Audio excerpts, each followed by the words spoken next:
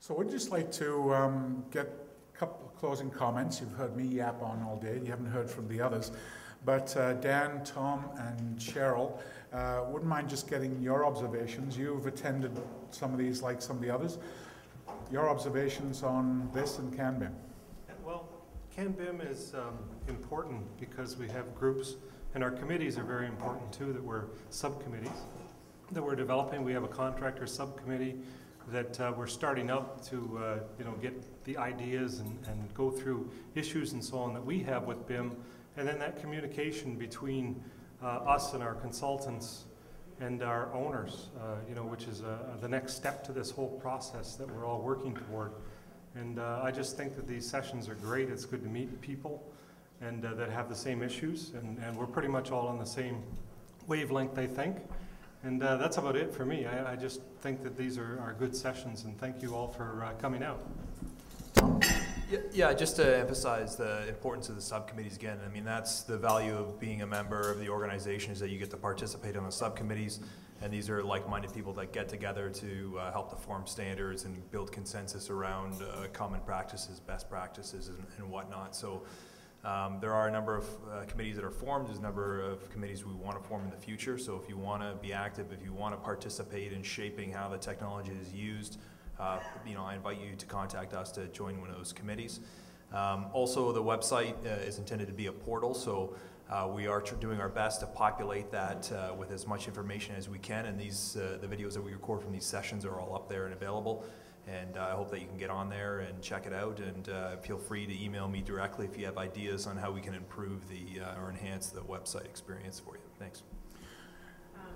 So I just want to thank all of our speakers. It was great to have such a diverse mix and to hear from small and large firms, and also to get the perspective from everyone in the supply chain sort of adequately represented here.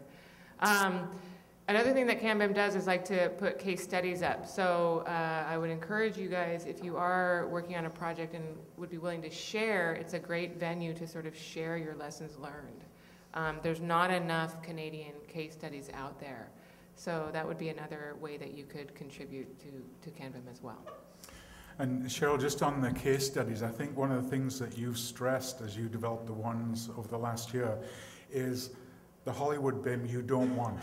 You want to hear what the challenges, the good, the bad, and the ugly that we've had. Yeah, and that's one of the challenges in finding people to write about their case studies, because they often want to hide the stuff that was challenging. But I think the more that we talk and the more that we share, and looking at what's happened in the US, where there's actually tons of case studies that have been written and lots of people talking about the challenges. So I think the more that we do and the more people that kind of start that process, others will follow.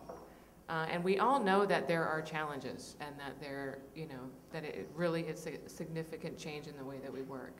So I think, I just encourage you to share your experiences more.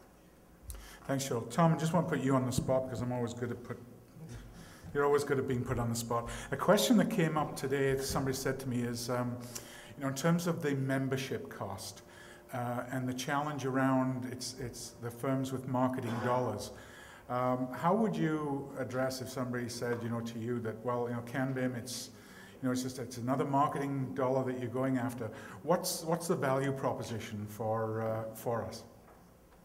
Well, I mean, like I mentioned earlier, I think, with my firm, and we're a paid member, and the reason that we do that is because we want to participate.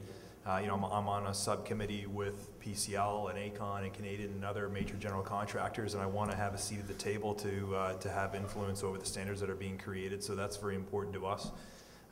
It's also important to us to create learning opportunities for people within the organization. So there's people from Elliston here today, and they participate in the regional sessions all over the place, and that helps us to increase our awareness and improve our ability to use the technology. There's other just kind of fringe benefits to being a member. I mean, if we're looking for a new employee, we can advertise on the website. There's obviously visibility there from a marketing perspective.